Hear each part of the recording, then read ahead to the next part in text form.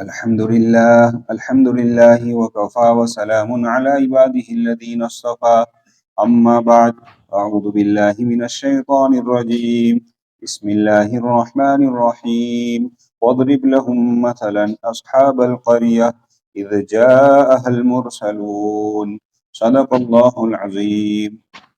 گزشتہ کل سورہ یاسین کی تفسیر شروع کی تھی، پہلا رکوع کی تفسیر بیان کی تھی، آج دوسرا رکوع شروع کر رہے ہیں۔ گزشتہ بات رکی تھی رسالت کے مسئلے پر کہ اللہ نے قرآن کی قسم کھا کر بیان فرمایا کہ نبی آپ حق پر ہیں، ہم ہی نے آپ کو پیغمبر بنا کر بھیجا ہے۔ اب اسی رسالت کے عقیدے کی تائید کے لیے پہلی امتوں کا ایک واقعہ بیان کر رہے ہیں، تاکہ پتہ چلے کہ جس نے نبی کی بات کو مانا، آپ کی رسالت کا اقرار کیا، وہ کیسے کامیاب ہوئے، جنہوں نے بات نہیں مانی وہ کیسے ناکامیاب ہوئے۔ فرماتے ہیں وَاضْرِبْ لَهُمْ مَثَلًا أَصْحَابَ الْقَرْيَةِ، آپ ان کفار کے سامنے ایک بستی والوں کا قصہ بیان کیجئے۔ اِذْ جَاءَهَا الْمُرْسَلُونَ، جب ان کے پاس کئی پیغمبر ایک کے بعد ایک آئے۔ اب آیا وہ سب پیغمبر بھیجے گئے تھے اس بستی کی طرف، اس قوم کی طرف، یا کسی پیغمبر کے نائب تھے، دونوں طرح کے قول ہے۔ جو بھی ہو، اللہ کے تین قاصد ان کے پاس بھیجے گئے۔ پہلے دو کو اللہ نے بھیجا، بستی والوں نے بات نہیں مانی، پھر تیسرے کو بھیجا۔ تو اللہ فرماتے ہیں کہ جب ان کے پاس کئی پیغمبر بھیجے گئے، اِذْ أَرْسَلْنَا إِلَيْهِمُ اثْنَيْنِ، یعنی جب ہم نے ان کی طرف شروع میں دو پیغمبر بھیجے، فَكَذَّبُوهُمَا، تو انہوں نے ان دونوں پیغمبروں کو جھٹلایا۔ فَعَزَّزْنَا بِثَالِثٍ، پھر ہم نے ان دونوں کی تائید کے لیے تیسرے کو بھیجا۔ پہلے دو تھے، اب تیسرے کو بھیجا، تین ہو گئے، گویا کہ ایک جماعت ہو گئی۔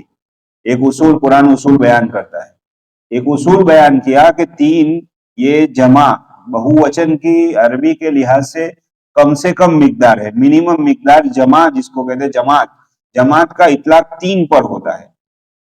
تو فرمایا اس سے ذریعے اصول بتلایا کہ کوئی بھی کام اجتماعی طور پر کیا جائے گا، جماعت کی شکل میں کیا جائے گا، اللہ کی مدد اس کے ساتھ شامل حال رہے گی۔ تو تین کو بھیجا، پہلے دو تھے، پھر تیسرے کو بھیج کر یہ اصول بیان کیا کہ تین کے ساتھ مل کر، یعنی اجتماعیت سے سب لوگ مل کر جو کام کریں گے، اللہ کی اس میں برکت، رحمت اور اللہ کی مدد شامل حال رہے گی، بنسبت اکیلے یا دو کے کرنے سے۔ یہ اصول معلوم ہوا۔ آگے فرمایا اب تین ہو گئے اس بستی میں، تین پیغمبر ایک ساتھ ہے۔ وَقَالُوا إِنَّا إِلَيْكُمْ مُرْسَلُونَ، تو تینوں نے کہا کہ اے بستی والو، ہم تمہاری طرف پیغمبر بنا کر بھیجے گئے ہیں۔ تین پیغمبر ہے سمجھنا، اور تینوں تین ایک ساتھ دعوت دے رہے ہیں کہ ہم کو تمہاری طرف پیغمبر بنا کر بھیجا گیا ہے۔ بجائے اس کے کہ بستی والے بات کو مانتے، انہوں نے ان کو جھٹلانا شروع کیا اور ان پر تین تہمتیں لگائی، ایک دو نہیں بلکہ تین تہمتیں لگائی۔ پہلا کہا قالوا ما انتم الا بشر مثلنا، بستی والوں نے کہا کہ تم تو کچھ بھی نہیں ہو بلکہ ہماری طرح محض معمولی آدمی ہو۔ یہ ایک بہت مشہور اشکال ہے جو قرآن میں اور بھی پیغمبروں پر کیا گیا ہے، نبی صلی اللہ علیہ وسلم پر بھی کیا گیا کہ بھائی تم بھی تو ہمارے طرح انسان ہو، بازار میں چلتے پھرتے ہو جیسے ہم چلتے پھرتے ہیں، کھاتے پیتے ہو جیسے ہم کھاتے پیتے ہیں، تم کو ہی نبی بنا کر کیوں بھیجا؟ یہ مذاق کرتے تھے اس طرح۔ ان کا بھی یہی اشکال پہلا کہ بھائی تم کو ہی کیوں نبی بنایا، تم تو ہماری طرح معمولی انسان ہو، تم کو کیوں نبی بنایا گیا؟ دوسرا اشکال کیا وما انزل الرحمن من شیء، اللہ نے کوئی بھی چیز تمہارے ذریعے نازل نہیں کی ہے، یعنی تم جو دعوے کرتے ہو کہ ہم پر رسالت ہے، پیغمبر ہم کو بنائے، جھوٹ بول رہے ہو، کوئی چیز اللہ نے تمہارے ساتھ بھیجی نہیں ہے۔ اور تیسرا اعتراض کیا ان انتم الا تکذبون، تم تو محض جھوٹ بول رہے ہو۔ تو بجائے دعوت کو ماننے کے، ایمان لانے کے، اللہ کی توحید کا اقرار کرنے کے، انہوں نے تین طرح کے اعتراض کیے۔ پہلا کیا کہ تم ہماری طرح محض معمولی آدمی ہو، دوسرا کیا اللہ نے کوئی چیز تمہارے ساتھ بھیجی نہیں، اور تیسرا کیا کہ تم جھوٹ بول رہے ہو۔ اب اصول بیان کرتا ہے قرآن، فرمایا قالوا ربنا يعلم انا الیکم لمرسلون، تین نے کہا کہ اللہ خوب جانتا ہے کہ ہم تمہاری طرف بطور رسول بھیجے گئے ہیں۔ تین جھوٹے ان پر اعتراض کیے تھے، تین سوال قائم کر دیے تھے، جواب تھا موقع دینے کا، لیکن انہوں نے اللہ کے حوالے کر دیا کہ بھئی اللہ خوب جانتا ہے۔ دعوت کا ایک اصول پتا چلا اس سے کہ مخاطب چاہے کیسی ہی بات پر آ جائے لیکن ہمیں اپنے اخلاق چھوڑنے نہیں ہیں۔ انہوں نے حوالہ اللہ کے حوالے کر لیا۔ جی مامون رشید کو کسی نے سختی سے نصیحت کی، مامون رشید نے کہا کہ بھائی ذرا آسانی سے بات کر، اللہ نے تم سے بڑے داعی موسیٰ علیہ السلام کو مجھ سے بڑے فاجر فرعون کے پاس بھیجا تو یوں کہا تھا فقولا لہ قولا لینا، اس سے نرم بات کرنا۔ فرعون کے پاس بھیجا جا رہا ہے، موسیٰ ہارون علیہ السلام دو پیغمبروں کو، ان کو کہا کہ آسانی سے بات کرنا، تم میرے ساتھ نرمی سے بات کرو۔ تو پتہ چلا کہ داعی کا یہ وصف اور یہ صفت ہونی چاہیے کہ مخاطب چاہے جیسا بھی ہو لیکن اپنے اخلاق نہ چھوڑے۔ ہم بطور داعی کے بھیجے گئے ہیں، بطور میسنجر کے ہم کو بھیجا گیا ہے۔ حضرت جی مولانا الیاس صاحب رحمۃ اللہ علیہ کے زمانے میں ایک آدمی ایک چور مرکز پر گھس آیا، تھوڑے دنوں پر چوری ہو رہی ہے، لوگوں نے اس کو پکڑ لیا، اس کو لا کر پیش کیا کہ یہ بار بار چوری کر رہا ہے، اس کو نکالو یہاں سے۔ انہوں نے کہا کہ نہیں بھائی سمجھاؤ اس کو، ہو سکتا ہے چوری سے باز آ جائے۔ پھر تھوڑے دن کے بعد واپس پکڑا گیا کہ اب تو نکال دو۔ اس وقت حضرت جی مولانا الیاس صاحب رحمۃ اللہ علیہ نے فرمایا کہ دیکھو میں اس کو نہیں نکال سکتا ہوں، تم کو اجازت دے سکتا ہوں، باقی اس کو میں نہیں نکال سکتا۔ اس وقت جو جملہ کہا تھا بڑا پیارا، یوں کہا کہ میرا کام تو دھوبی کی بھٹی کی طرح ہے، یہاں تو میلے کچیلے کپڑے ہی صاف ہونے آئیں گے۔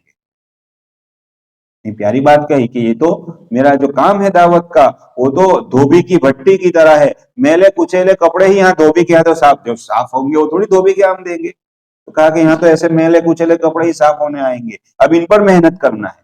کل بات آئی تھی نا، حضور کو کہا کہ ان پر تو کوئی نبی آج تک کئی 100 سال سے بھیجا نہیں گیا، آپ کو تو اس پر بہت زیادہ اس قوم پر محنت کرنی ہوگی۔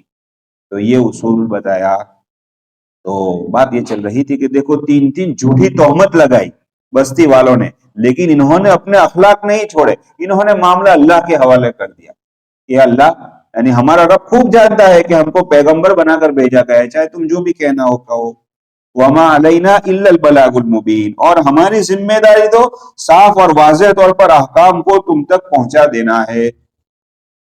ابھی بھی بات نہیں مان رہے ہیں، اتنے پیارے اخلاق دیکھ کر بھی بات نہیں مان رہے۔ پھر ایک اور اشکال، قولو بستی والوں نے کہا انا تطیرنا بکم، کہ ہم تم کو منحوس سمجھتے ہیں۔ بعض مفسر فرماتے کہ جب انہوں نے پیغمبروں کی بات کو نہیں مانا تو اللہ نے قحط سالی بھیجی، بارش کو اللہ نے روک دیا، جس کے نتیجے میں بجائے اللہ کی طرف آنے کے اور زیادہ بھڑک گئے اور کہتے کہ دیکھو تم ہی منحوس ہو، تمہارے آنے کی وجہ سے بارش روکی گئی۔ اب یعنی ابھی بھی اتنی یعنی ہٹ دھرمی کی انتہا ہے ان کی، کہا کہ تم ہی منحوس ہو، تمہاری وجہ سے بارش کو روکا گیا۔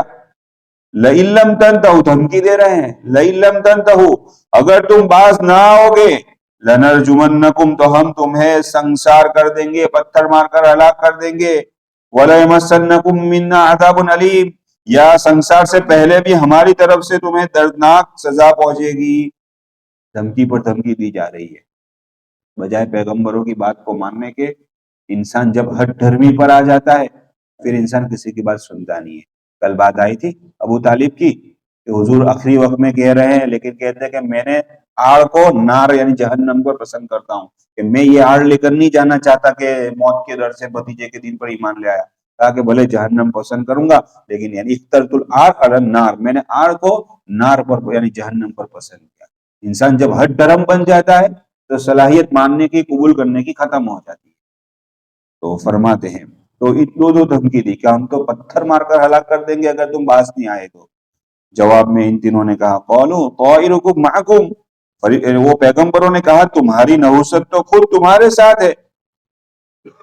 یہ چونکہ انہوں نے نحوست کا لفظ استعمال کیا تھا، اس لیے جواب میں اس کو عربی میں علی سبیل المشاکلہ، کہ انہوں نے کہا تو جواب میں ایسا کہا، باقی اسلام میں نحوست کی کوئی حقیقت نہیں ہے۔ ایسا ہے پہلے پارے میں اللہ فرماتے اللہ یستہزئ بہم ویمدہم، کہ انہوں نے اللہ سے مذاق کر رہے ہیں، اللہ بھی ان کے ساتھ مذاق کرتا ہے۔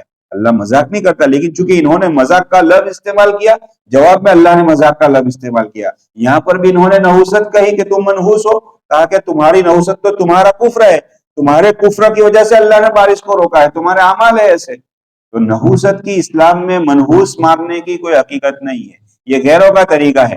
ہوتا ہے کہ نہیں کہ بھائی بلی راستہ کاٹ دے تو کام نہیں ہوگا، آج یہ ہوا تو یہ نہیں ہوگا، چاند کے وقت میں ذرا توجہ رکھنا، جب عید کا چاند دیکھے آج پونم ہے نا اس لیے چاند نہیں دکھے گا، اور آج اماس ہے نا تو یہ ہوگا، حرام ہے ایسا ماننا، حرام۔ اللہ جب چاہے جو چاہے کروائے گا، پونم ہو کہ اماس ہو، اللہ نے مقدر میں لکھا ہے گا، ہو کر رہے گا۔ تو اسلام میں یہ سب ماننا حرام ہے۔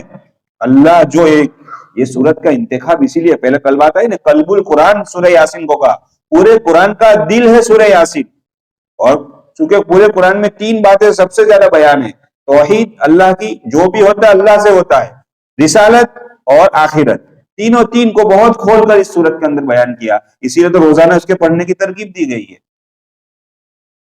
تو نحوست کی اسلام میں کہ بھائی بلی راستہ کاٹ جائے تو کام نہیں ہوگا، حرام ہے۔ ہمارے بچوں کو مدرسے میں جب وہ حدیث آتی ہے تو ہم بیان کرتے ہیں کہ اچھا ہے کہ اسلام میں ایسے نحوست نہیں، ورنہ ہمارے طلبہ تو روز ایک بلی پکڑ کر آئے، ایک استاد ایک بلی چھوڑ دو کہ آج پڑھانا نہیں ہے، ایسا ہی ہوگا بھائی، ایسا اسلام میں ایسی نحوست کی کوئی حقیقت نہیں۔ ہاں اس کے مقابلے میں اسلام میں نیک فالی لینے کی ترغیب دی گئی ہے، نیک فالی نے اچھا گمان کہ بھائی ہم جا رہے تھے، کیا تھا کہ آج وہ ویزا لگنا تھا فورین کا، تو کوئی اللہ والا دکھ گیا، کوئی امام صاحب سے ملاقات، کوئی عالم دین دکھ گیا کہ بھائی دعا کرنا، دیکھو آج تمہاری ملاقات صبح صبح ہو گئی، اللہ کی ذات سے امید ہے کہ اللہ ہمارا کام بنا دے گا۔ وہ غزوہ حدیبیہ کے موقع پر، صلح حدیبیہ کے موقع پر صلح کے لیے ایک کے بعد ایک آ رہا ہے، صلح نہیں ہو رہی ہے۔ حضرت سہل یا سہیل جو بعد میں ایمان لائے ہوا ہے، حضرت سہیل، حضور نے کہا سہیل کا معنی آسانی کرنے والا، سہل کا معنی آسانی، اللہ تمہارے ذریعے آسانی کر دے گا، یعنی تمہارے ذریعے اب صلح ہو جائے گی، اور ہوا بھی ایسا، ان کے ذریعے صلح ہو گئی۔ تو اسلام میں نیک فالی لے سکتے ہیں، لیکن اسلام میں نحوست منحوس سمجھنا کسی کو یہ جائز نہیں ہے بلکہ حرام ہے۔ تو یہاں جو کہا وہ چونکہ انہوں نے ان کو منحوس کہا تھا، تو کہا کہ تمہاری نحوست تو تمہارا کفر ہے، تمہارے کفر کی وجہ سے اللہ کی طرف سے پکڑ آ رہی ہے، یعنی ابھی بھی سنبھل جاؤ، لیکن بجائے ماننے کے وہ تو مانتے ہی نہیں تھے۔ اَإِن ذُكِّرْتُمْ، ہم تو تم ہمیں منحوس سمجھتے ہو، حالانکہ ہم تو تم کو تو نصیحت کی گئی ہے، بل انتم قوم مسرفون، تم تو ایسے لوگ ہو جو حد سے تجاوز کر گئے ہو، یعنی اب تم ماننے والے ہو نہیں، ہم تو ہمارا کام سمجھانا ہے، ہم کرتے رہیں گے، باقی آگے فیصلہ اللہ کا ہے۔ اب یہ گفتگو چل رہی تھی، تینوں پیغمبروں کی دعوت کا چرچا ہو گیا، پوری بستی میں بات پھیل گئی کہ 3 پیغمبر آئے ہیں اور قوم ایسی دھمکی دے رہی ہے سنسار پتھر مار کر ہلاک کرنے کی۔ اب ایک ایمان والا بندہ دوسرے کنارے پر رہتا تھا اس بستی کے، بعض مفسرین کی رائے ان کا نام حبیب نجار تھا، بڑھئی کا کام کرتے تھے۔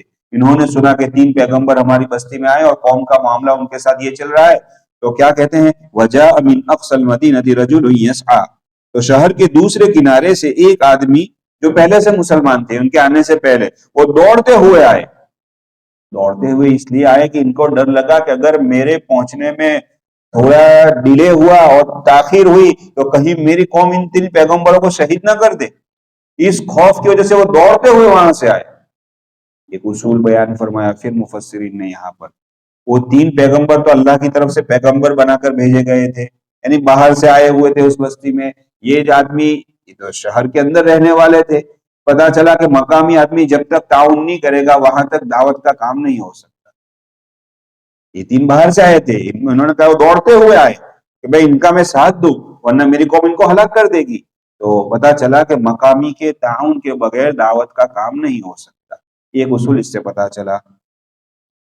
اب آنکھ دوڑتے ہوئے کیا کہا، قال یا قوم اتبعوا المرسلین، کہ میری قوم ان پیغمبروں کی پیروی کر لو، ان کی بات مان لو، اتبعوا من لا يسألكم اجرا وهم مهتدون، ان لوگوں کا کہنا مان لو جو تم سے نہ کوئی اجرت مانگ رہے ہیں اور وہ خود سیدھے راستے پر ہے۔ ایک قاعدہ بیان کر دیا کہ داعی کے اندر کیا صفت ہونی چاہیے۔ پہلی صفت بیان فرمائی، من لا يسألكم اجرا، قرآن ہر پیغمبر کی دعوت کے بعد یہ لفظ استعمال کرتا ہے کہ پیغمبر ما اسألكم علیہ اجرا، تم سے کوئی اجرت نہیں مانگتے، تم سے کوئی پیسے کا سوال نہیں کر رہے ہیں، بس ان کی دعوت تو ایک اللہ کی بات مان لو اور ہمیں پیغمبر مان لو، ہمیں رسول مان لو، یہی ہوتی ہے۔ تو داعی کی پہلی صفت لوگوں سے بے غرض ہو، کہتے ہیں نا بے غرض بن کر بے طلب بندوں میں جائے، ہمیں سامنے والے سے کوئی طلب نہیں، کوئی غرض وابستہ نہیں۔ تو یہ کہا کہ یہ لوگ تو آپ سے کوئی طلب نہیں کر رہے ہیں، کوئی چیز مانگ نہیں رہے ہیں، اور داعی خود جو بات کی دعوت دے رہا ہے اس پر خود عمل کرنے والا ہو، اس پر جمع ہو، وہم مہتدون، یہ خود ہدایت یافتہ ہے اور تمہیں ہدایت کی دعوت دے رہے ہیں، پھر کیوں ان کی بات نہیں مان رہے ہو؟ دوسری صفت داعی کو چاہیے خود ہدایت یافتہ ہو، جو بات کی لوگوں کو دعوت دے رہا ہے خود اس پر عمل کرنے والا ہو، تو اس کی دعوت اثر کرے گی۔ بھائی باپ ہے، باپ خود فجر کی نماز میں سوتا رہے گا اور بیٹے کو اٹھ کر 10 بجے پوچھے کہ فجر پڑھنے گیا تھا، تو بیٹا ہے، وہ تو فوراً کہے گا ابا آپ تو سوئے رہے تھے، آپ مجھے کیوں کہہ رہے ہیں؟ تو کل سے باپ کہنا چھوڑ دے گا، ہوگا کہ نہیں؟ ایسا ہی ہوتا ہے۔ ایک بار ہم گس میں گئے بہت برسوں پہلے ایک بستی میں، وہ بچے نے آ کر ابا نے کہا ہوگا اندر سے جا کے، بیٹا کہتے گا ابا نہیں ہے، اس نے آ کر یوں کہا کہ ابا نے کہا ہے کہ ابا نہیں ہے۔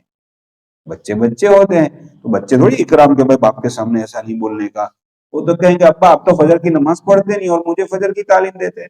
جب بات خوب عامل نہیں ہے، نمازی نہیں ہے، وہ کس منہ سے بچوں کو تعلیم دے گا؟ بس مطلب کہ وہ کہنا چھوڑ دے گا تو وہ باپ جیسا بے نمازی ہو، بچہ بھی بے نمازی پیدا ہوگا اور بڑا ہوگا وہ نماز چھوڑے گا ہی، اور نماز تو کیا وہ باپ کو دھکے مار کر گھر سے نکالے گا، اور ایسا ہی ہو رہا ہے۔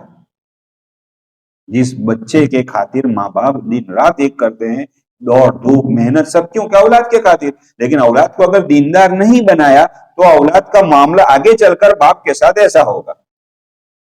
ضرورت ہے کہ ہم اپنی اولادوں کو، قرآن نے اسی لیے پہلے فرمایا کہ قو انفسکم واہلکم نارا، پہلے اپنے آپ کو جہنم کی آگ سے بچاؤ پھر دوسروں کی فکر کرو۔ پہلے اپنے آپ کا کہا کہ ہم خود دیندار بنے تو جا کر ہم کسی کو کہہ سکیں گے وہم مہتدون، کہ وہ خود ہدایت یافتہ ہے تو ان کی بات کیوں نہیں مان رہے؟ پتا چلا کہ انسان کو خود پہلے دیندار بننا پڑے گا تو گھر میں، محلے میں، گاؤں میں دینداری آئے گی۔ ہر انسان خود دیندار بننے کی فکر کر لے تو آپ خود بخود دینداری آ جائے گی۔ یہ ایک اصول اس سے پتا چلا۔ اب کیا ہوا، ابھی بھی قوم تو بات مان ہی نہیں رہی ہے، لیکن یہ مرد مجاہد جو بات میں آئے تھے 3 پیغمبروں کی تائید کرنے کے لیے، انہوں نے اب ان کے سامنے توحید کو بیان کرنا شروع کیا۔ وَمَا لِيَ لَا أَعْبُدُ الَّذِي فَطَرَنِي وَإِلَيْهِ تُرْجَعُونَ، انہوں نے کہا بھلا میں اس ذات کی عبادت کیوں نہ کروں جس نے مجھے پیدا کیا ہے اور اس کی طرف تم سب کو لوٹ کر جانا ہے۔ اس اللہ نے ہمیں پیدا کیا، کس کی طاقت تھی پیدا کرنے کی؟ کس کی طاقت تھی؟ کس کے ہاتھ میں پیدا کرنا، موت دینا، زندہ رکھنا؟ اللہ کے علاوہ کوئی نہیں کر سکتا۔ کبھی کسی کے ہاں لگاتار 1 سال پر بچہ آ رہا ہے، 6 سال میں 6 بچے بھی ہوئے، اور کبھی ہوتا ہے کہ بچہ ہی نہیں ہو رہا ہے، کوئی 17 سال کے بعد بچہ ہو رہا ہے، 20 سال کے بعد بچہ ہو رہا ہے۔ یہ کس کے قبضے قدرت میں ہے؟ اللہ کے ہاتھ میں۔ کہا کہ اس اللہ نے جس نے پیدا کیا، اور پیدا تو کیا اور ایسے نہیں چھوڑ دیا، ہر ایک کو اللہ کے سامنے واپس جانا ہے، پوری زندگی کا حساب دینا ہے، پھر اس کی بات ہم کیوں نہ مانیں؟ اس اللہ کے سامنے کھڑے ہو کر جواب دینا پڑے گا۔ آگے فرمایا اَأَتَّخِذُ مِن دُونِهِ آلِهَةً، بھلا میں کیا اس اللہ کو چھوڑ کر ایسوں کو معبود بنا لوں؟ یہ کتنے بے بس ہے، کتنے عاجز ہے۔ إِن يُرِدْنِ الرَّحْمَنُ بِضُرٍّ لَا تُغْنِي عَنِّي شَفَاعَتُهُمْ شَيْئًا، کہ اگر خدا رحمان مجھ کو کوئی تکلیف پہنچانا چاہے تو ان کی سفارش مجھے کوئی بھی کام نہیں آئے گی۔ وَلَا يُنْقِذُونَ، اور نہ وہ مجھے چھڑا ہی سکیں گے۔ اگر اللہ پکڑ کرنے پر آئے تو یہ جو معبودان باطل اللہ کو چھوڑ کر جس کی تم عبادت کرتے ہو، یہ میرے کیا کام آئے گے؟ مجھے کیا بچا سکیں گے؟ یہ تو خود پتھر ہے، یہ تو اپنے اوپر مکھی بیٹھ جائے اس مکھی کو دور نہیں کر سکتے، یہ میری کیا حفاظت کریں گے، میری کیا سفارش کریں گے؟ سمجھے میرے بھائی؟ اللہ کا احسان مانیے کہ اللہ نے ہمیں ان سب سے بچا کر ایک اللہ کے سامنے سجدہ کرنے کی توفیق دی۔ یہ اللہ کا مجھ پر آپ پر کتنا بڑا کرم ہے۔ کوئی پتھر کو سجدہ کر رہا ہے، کوئی سورج کو سجدہ کر رہا ہے، کوئی کس بت کو سجدہ کر رہا ہے، ہمیں اللہ نے کتنا بڑا کرم کیا ہم پر۔ سب سے بڑا ہمارا اوپر اللہ کا یہ احسان ہے، ایمان کی دولت عطا فرمائی اور اس اللہ کے سامنے سجدہ کرنے کی توفیق دی، اور رمضان میں 40 سجدے زیادہ کرنے کی توفیق۔ یہ اللہ کا اور احسان۔ ڈاکٹر عبدالحی عارفی رحمۃ اللہ علیہ فرماتے ہیں کہ اللہ کا احسان کہ اللہ نے 40 مقام قرب رمضان میں تراویح کے بدلے میں ہمیں زیادہ عطا ہے۔ 40 سجدے اللہ زیادہ کروا رہا ہے پورے سال کے مقابلے میں۔ جب انسان یہ سوچے گا کہ اللہ تیرا کرم ہے کہ تو نے 40 سجدے رمضان میں زیادہ دیے، تو انسان تراویح کو بوجھ نہیں سمجھے گا، گھڑیاں اور ٹائم دیکھ کر تراویح نہیں پڑھے گا، پیچھے بیٹھے بیٹھے جب امام صاحب رکوع میں جائیں گے دوڑ کر آ کر تراویح نہیں پڑھے گا کہ اللہ نے تو 40 سجدے زیادہ کرنے کی توفیق دی ہے۔ اب پہلی رکعت میں امام صاحب نے جو قرآن پڑھا، تو ہم تو نماز میں تھے ہی نہیں، ہم تو پیچھے بیٹھے رہے تھے، تو ہمارا تو قرآن ہی ادھورا رہ گیا۔ قرآن ہمارا تو ادھورا رہ گیا کہ پہلی رکعت میں قرآن جو پڑھا گیا اور عام طور پر امام صاحب پہلی رکعت میں زیادہ پڑھ لیتے ہیں کیونکہ نیا ہوتا ہے دوسری رکعت کے مقابلے میں، تو پورا قرآن تو ہمارا ادھورا ہی رہ گیا، تو پھر فائدہ کیا ہوا؟ اس کا مطلب کہ چھوڑ دے، چھوڑنا نہیں ہے میرے بھائیو، اللہ کا احسان کہ اللہ 40 سجدے زیادہ کروا رہا ہے تکبیر اولا کے ساتھ۔ ہماری تکبیر کوئی رمضان میں جانی نہیں چاہیے۔ خیر، وہ کوئی بات یاد ہے، شاعر یوں کہتے ہیں کہ وہ ایک سجدہ جسے تو گرا سمجھتا تھا، وہ ایک سجدہ جسے تو گرا سمجھتا تھا، کر دیتا ہے ہزاروں سجدوں سے بے نیاز۔ وہ ایک سجدہ بھاری پڑتا ہے تراویح کا، وہ کوئی 1000 سجدوں سے ہمیں بچا لیتا ہے کہ نہیں؟ کوئی کسی پتھر کے سامنے پھول جھوک رہا ہے، کوئی سورت کے سامنے، کوئی جہاں چمتکار دیکھا وہاں نمسکار کر رہا ہے، لیکن اللہ کا احسان، اللہ نے پیشانی اور ناک صرف اپنے سامنے جھکنے کی توفیق عطا فرمائی۔ یہ اللہ کا مجھ پر آپ پر کتنا بڑا کرم ہے میرے بھائی، ہمارا کوئی ذاتی کمال نہیں ہے، اللہ کا احسان ہوا کہ اللہ نے ہمیں صرف اپنے سامنے جھکنے کی توفیق عطا فرمائی۔ اب وہ بندے کی بات چل رہی تھی، کہا کہ اگر یہ معبودان باطل میرے کیا کام آ سکتے ہیں؟ اگر اللہ کوئی تکلیف پہنچانا چاہے تو یہ کوئی بچا نہیں سکیں گے مجھے۔ انی اذا لفی ضلال مبین، اگر میں نے ایسے رب کے سامنے کسی کو شریک کیا تب تو میں سری گمراہی میں مبتلا ہو گیا۔ ابھی تک انہوں نے اپنے ایمان کا ایک اعلان نہیں کیا تھا، لیکن جب یہ بات ہوئی اب کہا کہ موقع ہے کہ ان کے سامنے میں کہوں، اپنے ایمان کا اظہار کروں۔ انی آمنت بربکم فاسمعون، کہا کہ میں تمہارے پروردگار پر ایمان لا چکا ہوں، فاسمعونی، تو تم بھی میری بات مانو اور ان پیغمبروں پر ایمان لے آؤ۔ تین تو پہلے پیغمبر تھے، یہ چوتھے تھے۔ اب بجائے بستی والے اتنی بڑی تقریر سن کر، اتنی دلائل سن کر، کتنی صاف دلیلیں دی اس بندے نے، پھر بھی ایک بات مانے نہیں، ہر ڈرم اتنے زیادہ تھے۔ اب لکھا ہے تفسیر کے اندر کہ اس بندے کو ہی شہید کر دیا، جو دعوت دے رہا تھا حبیب نجار رحمۃ اللہ علیہ، ان کو ہی شہید کر دیا۔ اور 3 پیغمبروں کا قرآن نے ثبوت اختیار کر لیا ہے، قرآن نے کچھ بیان نہیں کیا، کیا معاملہ ہوا اللہ ہی جانتے ہیں۔ اب جب شہید کیا گیا ان کو تو اب کیا ہوا؟ قبر کے اندر وہ جب پہنچے ہیں، قیل ادخل الجنہ، تو اللہ کی طرف سے ارشاد ہوا کہ جنت میں داخل ہو جا۔ جنت کا فیصلہ تو قیامت میں ہوگا، اللہ اپنے نیک بندوں کے لیے قبر میں ہی جنت کی بعض نعمتوں کو کھول دیتا ہے، تو ان کے لیے بھی جنت کی نعمتیں کھولی گئی۔ وہ جنت کی نعمتیں دیکھ کر وہ کیا کہنے لگے؟ قال یا لیت قومی یعلمون بما غفر لی ربی وجعلنی من المکرمین۔ اس وقت بھی وہ اپنی قوم کو نہیں بھولے، اس وقت بھی اپنی قوم کا درد ان کے سامنے آ گیا، اور وہ کہنے لگے کہ کاش میری قوم کو معلوم ہو جاتا کہ اللہ نے مجھے بخش دیا اور عزت والوں میں یعنی جنت والوں میں شامل کر لیا، کاش ان کو معلوم ہو جاتا تو وہ بھی ایمان لے آتے۔ وہاں پر جا کر بھی اپنی قوم کو بھولے نہیں، امت کا درد اس کو کہتے ہیں۔ اب یہ پورا واقعہ لا کر قرآن ہمیں سبق دے رہا ہے کہ دیکھو جو اوصاف بیان کیے وہ نبی میں بھی ہے، نبی بھی تو تمہاری خیر خواہ ہی چاہتے ہیں، تم سے 1 روپیہ بھی تو مانگتے نہیں ہے، تم نے تو پیشکش کی تھی کہ آدھی سلطنت تم کو دے دے، لیکن نبی نے تو انکار کر دیا۔ نبی تم سے کوئی چیز نہیں مانگ رہے، وہ تو تمہارے سراسر خیر خواہ ہے، تمہیں جہنم سے نکال کر جنت میں لے جانا چاہتے ہیں، پھر تم ان کی بات کو کیوں نہیں مان رہے؟ قرآن واقعہ لا کر یہ بتلانا چاہ رہا ہے کہ قرآن نبی کتنے تمہارے خیر خواہ ہے، تمہاری اتنی بدعمالی اور اتنی پریشان کرنا، پھر بھی نبی اپنے اخلاق کے ذریعے تمہیں جواب دیتے ہیں۔ کہا کہ ان کی بات کیوں نہیں مان رہے ہو؟ وہ تمہارے پاس تو کوئی چیز مانگ نہیں رہے، اور وہ تو اللہ کے پیغمبر ہے، ان کی بات نہیں مانو گے تو جیسے ان قوم کا آگے حشر آ رہا ہے ویسا تمہارا بھی حشر ہوگا۔ اب اس قوم کا حشر کیا ہوا؟ اللہ فرماتے ہیں، اللہ اپنی قدرت بتلاتے ہیں، وما انزل الرحمن من بعده من جند من السماء وما كنا منزلین، کہ ہم نے اس کے بعد اس قوم پر کوئی لشکر نہیں اتارا۔ بھائی پوری بستی تھی، ان کو ہلاک کرنا تھا، عذاب دینا تھا، تو کوئی بڑا لشکر فرشتوں کا آیا ہو؟ ایسا نہیں ہوا۔ وما كنا منزلین، اور نہ ہم ایسے ہمیں کسی بڑے لشکر کے اتارنے کی ضرورت تھی۔ اللہ کا کیا معاملہ ہوا پوری بستی کے ساتھ؟ ان کانت الا صیحۃ واحدۃ، کہ وہ تو جبریل کی ایک چیخ تھی، جبریل نے ایک چیخ لگائی، پورے کا پوری قوم ہلاک ہو گئی، ایک چیخ کے ذریعے انسان ہلاک ہو گئے، پوری قوم کو ہلاک کر دیا اللہ نے۔ کیوں؟ وقت کے نبی کی بات کو نہیں مانا۔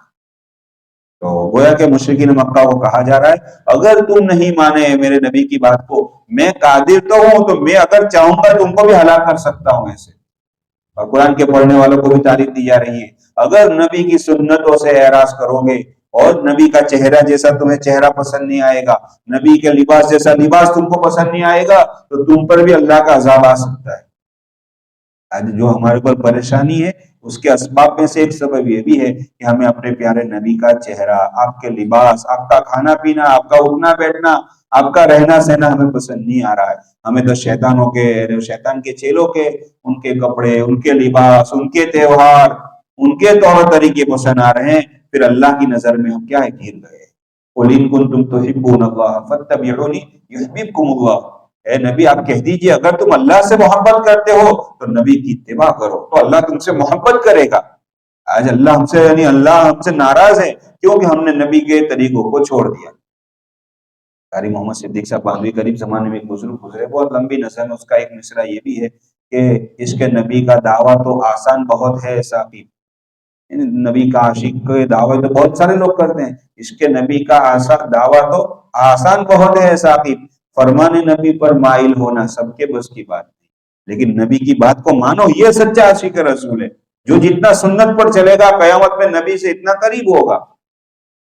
جی اب ایک چیخ جبریل نے لگائی، پوری بستی کو اللہ نے ہلاک کر دیا۔ فَإِذَا هُمْ خَامِدُونَ، وہ اسی لمحے یعنی آگ کی طرح بجھ کر رہ گئے۔ خمد اصل میں کہتے ہیں آگ بجھ کر کیسے راکھ جیسا ہو جائے، اس میں کوئی جان ہوتی نہیں، ویسے کے ویسے ایک چیخ کے ذریعے انہوں نے پوری بستی کو اللہ نے کر دیا، کوئی لشکر اللہ نے نہیں اتارا۔ کہتے ہیں یا حسرتن علی العباد، ایسے بندوں پر افسوس ہے کہ جو پیغمبروں کی بات نہیں مانتے، ان کی اتباع نہیں کرتے، اللہ پر ایمان نہیں لاتے، ایسے اوپر افسوس ہے۔ ما یاتیہم من رسول الا کانوا بہ یستہزئون، جب کبھی ان کے پاس کوئی پیغمبر آتا تھا وہ اس کا مذاق اڑاتے تھے۔ نبی کا بھی بہت مذاق اڑایا، آگے اس کا تذکرہ آنے والا ہے۔ الم یروا کم اہلکنا قبلہم من القرون، کیا انہوں نے نہیں دیکھا کہ ہم نے ان سے پہلے بہت سے قوموں کو ہلاک کر دیا، جب کبھی قوم نے نبی کی بات نہیں مانی، تکذیب کی، ہم نے ہلاک کر دیا۔ انہم الیہم لا یرجعون، کہ اب وہ ان کی طرف لوٹ کر واپس آنے والے نہیں۔ یہ تو دنیا کا معاملہ ہوا، آخرت میں کیا ہوگا؟ وَإِن كُلٌّ لَمَّا جَمِيعٌ لَدَيْنَا مُحْضَرُونَ، سب کے سب آخرت میں ہمارے سامنے حاضر کیے جائیں گے، اور جو بھی وہ کر کے آئے ہیں ان سب کا ان کو ہمیں جواب دینا ہوگا۔ تو اب انسان کی ایک ایک حرکت اللہ لکھ رہا ہے، اور اللہ ایک ایک نہیں، دو دو نہیں، تین تین نہیں، چار چار گواہ ہر انسان کے ساتھ لگائے ہوئے ہیں۔ انسان کے باڈی کے پاس آگے آ رہا ہے، خود اس کے خلاف گواہی دیں گے۔ الیوم نختم علی افواہہم وتکلمنا ایدیہم وتشہد ارجلہم، انسان کہے گا کہ میرے جسم کے پارٹس تمہارے لذت کے لیے تو میں نے گناہ کیے تھے اور تم میرے خلاف گواہی دے رہے ہو۔ قرآن کہتا ہے انطقنا اللہ الذی انطق کل شیء، اس اللہ نے ہمیں بولنے کا حکم دیا ہے جو اللہ ہر چیز کے ذریعے بلوا سکتا ہے، یہ زبان کا حصہ ہے جسم کا، اس سے اللہ بلواتا ہے۔ قیامت کے دن اللہ الیوم نختم علی افواہہم، منہ پر مہر مار دیں گے، اسٹیپلر لگا دیں گے، منہ نہیں بولے گا، ہاتھ پاؤں بولیں گے، ہاتھ کے ذریعے جو گناہ کیے ہاتھ بولے گا، پاؤں کے ذریعے جو گناہ کیے پاؤں بولے گا۔ زندگی کا حساب دینا ہے، ایک ایک سیکنڈ کا حساب دینا ہے، اور کس کو جواب حساب دینا ہے؟ اس اللہ کو حساب دینا ہے۔ ذرا یہ سوچے، اس لیے فرماتے ہیں علماء کرام کہ انسان جو بھی بولے، جو بھی کہے، جو بھی لکھے، اس سے پہلے سوچ لے کہ کیا میں اس کا جواب اللہ کو دے پاؤں گا۔ جو بھی بولے، لکھے، سوچے، اس سے پہلے سوچے کیا میں اس کا جواب اللہ کے سامنے دے پاؤں گا۔ اگر طاقت ہے کہ ہاں دے پاؤں گا تو اس کو بولے، لکھے، کہے، جو بھی کرے، لیکن اگر طاقت نہیں ہے تو ایسی چیز بولنے سے، ایسی چیز لکھنے سے، ایسی چیز کہنے سے اپنے آپ کو بچائے کہ اللہ کے سامنے جواب دینا ہے۔ اللہ پکڑ کرنے پر آئے تو چھوٹی چھوٹی بات پر بھی پکڑ کر سکتا ہے، اللہ معاف کرنے پر آئے تو بڑی بڑی باتوں پر بھی معاف کر سکتا ہے۔ اللہ نے معاف کرنے کے لیے تو رمضان کا مہینہ دیا ہے، اور مغفرت کا اشرا چل رہا ہے۔ دوسرا اشرا مغفرت کا اسی لیے تو اللہ نے دیا ہے کہ مانگو مجھ سے، میں معاف کرنے والا ہوں، میں تمہارا رب ہوں، دل میں یقین کے ساتھ مانگو، میں ضرور تمہارے گناہوں کو معاف کروں گا۔ بخاری شریف میں بہت لمبی حدیث ہے، 100 آدمی کے قاتل کو اللہ نے معاف کیا، 100 آدمی کا قتل کرنے والا، اس کا بہت لمبا واقعہ قرآن میں یعنی وہاں حدیث پاک میں بخاری شریف میں نقل کیا گیا ہے۔ 100 کے قاتل کو اللہ معاف کر سکتے ہیں، اللہ معاف کرنے پر ہے، لیکن سچے دل سے توبہ تو کوئی بندہ کر کے دکھائے۔ اللہ کے سامنے، اور اللہ پکڑ کرنے پر آئے تو علامہ ذہبی لکھتے ہیں کہ ایک بزرگ کی وفات ہوئی، کسی نے خواب میں دیکھا، کیا معاملہ ہوا؟ کہا کہ اللہ نے اچھا معاملہ تو کیا لیکن ابھی تک جنت نہیں مل رہی ہے۔ بھائی کیا بات، آپ تو نیک ولی تھے اللہ کے اور جنت نہیں مل رہی ہے؟ کہا کہ ہاں ہوا یہ کہ میں نے مرنے سے پہلے ایک میرے دوست سے کسی سے ایک سوئی ادھار لی، سوئی چھوٹی سی چیز معمولی، ابھی وہ اس کو ریٹرن نہیں کی ہے، اس سے پہلے پہلے میری موت آ گئی ہے اور میرے پاس رہ گئی، اس ایک سوئی کے بدلے میں ابھی تک میرا جنت کا داخلہ رکا ہوا ہے۔ ایک سوئی کوئی قیمت نہیں ہمارے نزدیک، اس کے بدلے میں ابھی جنت کا فیصلہ نہیں ہو رہا۔ وہ تو بزرگ تھے، ولی تھے، کسی کو خواب میں آئے، انہوں نے جا کر گھر والوں کو کہا، وہ سوئی اس کو لوٹائی تو مغفرت ہوئی۔ ہم اپنے اتنے بڑے مقام پر نہیں ہے کہ کسی کو خواب میں آ کر کہیں گے، اور ہمارے پاس تو کتنوں کا کیا کیا معاملہ رہے گا۔ تو اللہ کہتے ہیں کہ بھائی معافی مانگ لے، مغفرت کے اشرے میں اللہ سے بھی معافی مانگے، بندوں سے بھی معافی مانگے، بندوں کے حقوق ہمارے ذمہ نہ ہو۔ حقوق اللہ میں تو اللہ معاف کرے گا، لیکن حقوق العباد میں جب تک بندہ معاف نہیں کرے گا اللہ معاف نہیں کرے گا، اور قیامت میں کوئی کسی کو معاف نہیں کرے گا۔ ہر ایک انسان ایک ایک نیکی کا محتاج ہو رہا ہوگا، وہاں کون کس کو معاف کرے گا؟ تو دنیا میں ہی بندوں سے معافی، ایک مغفرت کے اشرے کا سبق یہ ہے کہ اللہ سے بھی معافی مانگے، بندوں سے بھی معافی، اور بندوں کے حقوق کو ادا کر دے۔ اللہ تعالیٰ کہیں سنی بات پر عمل کی توفیق عطا فرمائے۔ انشاءاللہ باقی بات آگے کل پڑھیں گے۔ سبحان اللہ و بحمدہ، سبحانک اللہم و بحمدک، نشہد ان لا الہ الا انت، نستغفرک و نتوب الیک۔